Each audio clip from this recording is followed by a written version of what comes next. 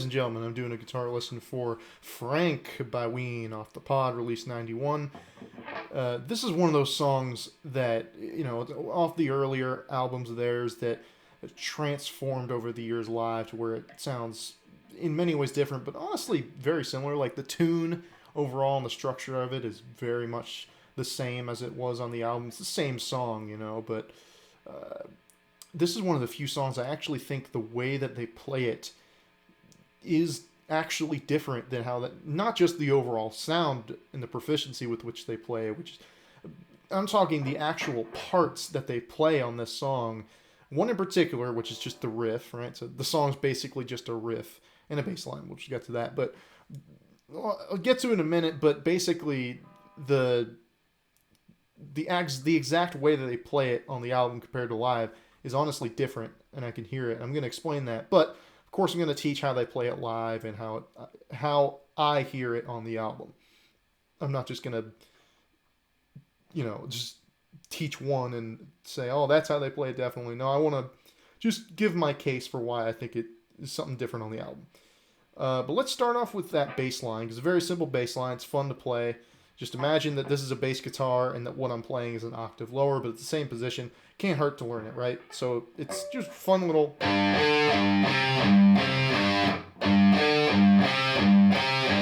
On the album, you can hear it come in when the vocals come in, because it starts off with that drum beat. And but usually, like, Dave comes in with Claude, and they kind of build it up after a while. And there's a weird drum beat, too, because the bass line comes in at a weird time. It's an odd little drum beat with that, like, cymbal crash that kind of hangs over. But it's cool groove, and it's basically just those three notes.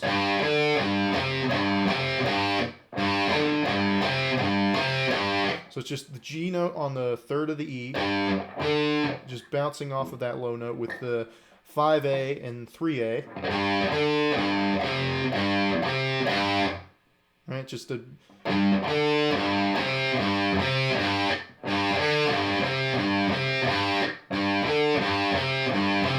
And then it pauses and wait for the drum riff to go over, and then it loops again. And for a while, I thought that it was...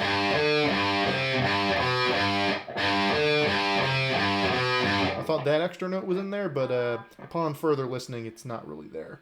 You can add that in there every once in a while, change it up.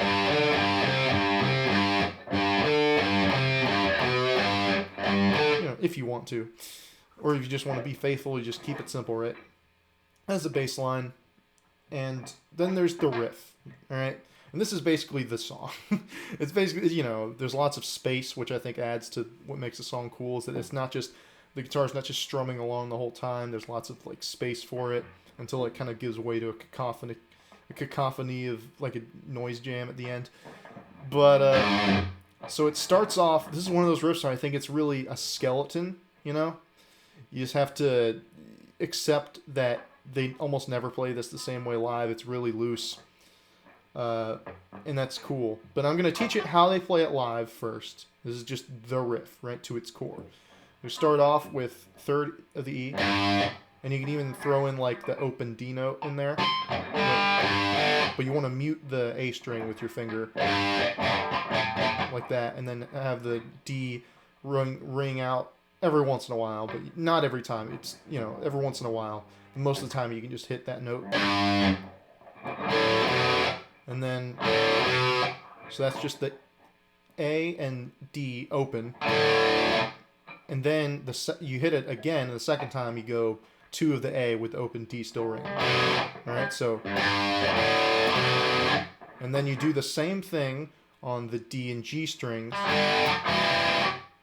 Just the same open and then second on the D with the G ringing out. And then after that you hit the 2 strings open 2 times. Alright, and then it just loops.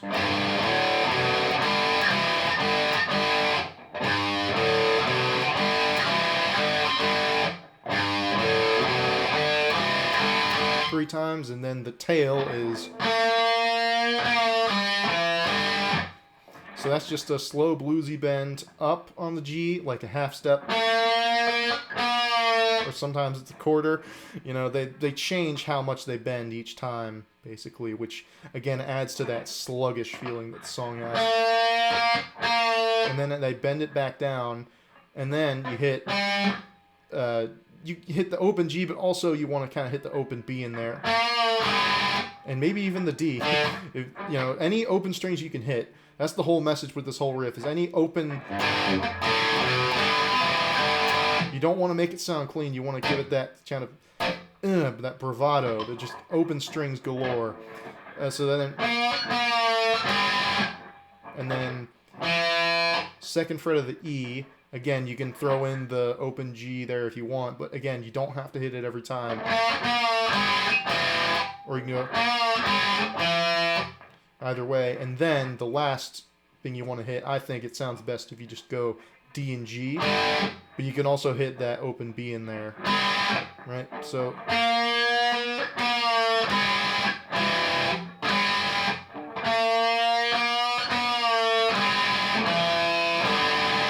Alright? So that's the riff, right?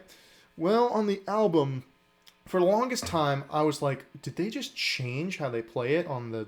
live on the album? Did they forget how to play it? And I'm like, there's no way they just forgot. And they didn't. And I'm not accusing that. But what I think happens is it's double tracked on the album, right? There's one guitar on the right. If you listen on headphones, there's one on the right, one on the left. If I had to guess, I would say that that's Gene and Dean both playing, but it could just be Gene, could just be Dean. I don't know. It doesn't really matter. What the point is that it's so sloppy.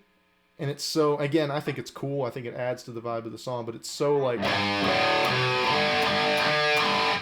each time they play it on the, it's not just like each time they play it, it's each time each person plays it. So they never play, it's not like super tight double tracking where each one's going and the other person is going like they're doing the exact same thing. No, it's more like one person will be like,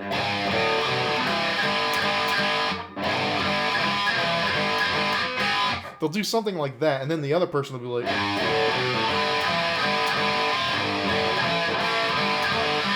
Like, it's super... There's so much, like, disconnect between the two of them. But I think it actually makes it sound even cooler when they both land on that same, like... It gives it kind of a cool vibe. But I would say the main kind of thing that threw me off on the album version was I thought that the riff was like this. I thought it was like...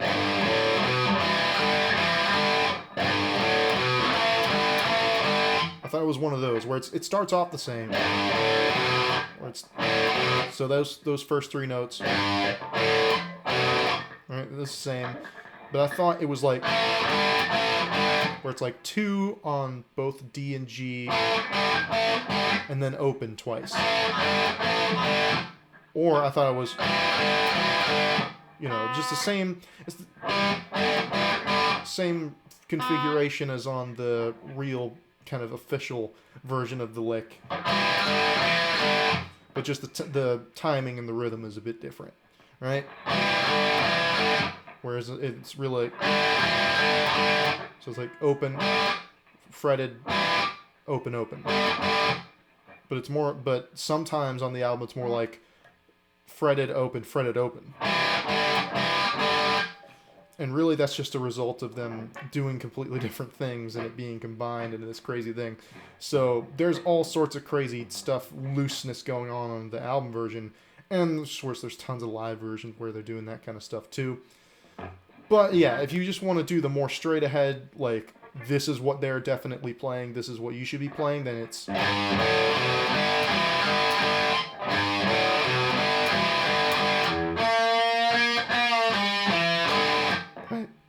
And then if you want to get crazier and do, you know, do some noisy stuff. You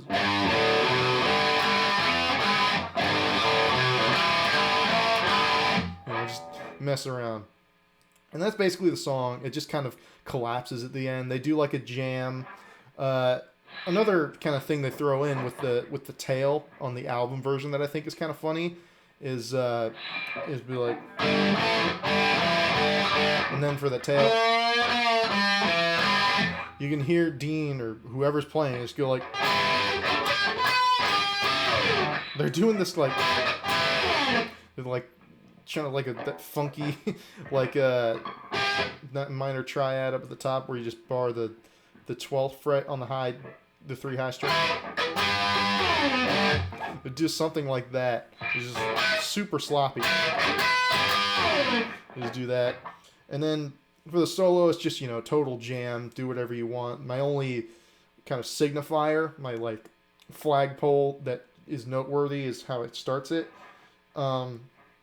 He starts it, so this is like the G, right? We're in G, and he starts it on an F, which is kind of an odd note to start it.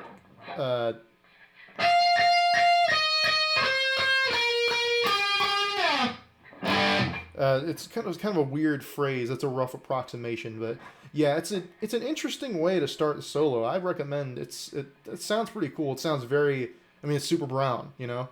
It's that kind of odd note that somehow manages. You're like, what? This doesn't sound right. And then it kind of makes itself work in the end. So that's Frank. Super cool song.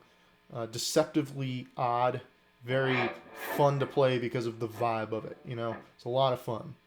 Anyway, thank you for watching. Take care.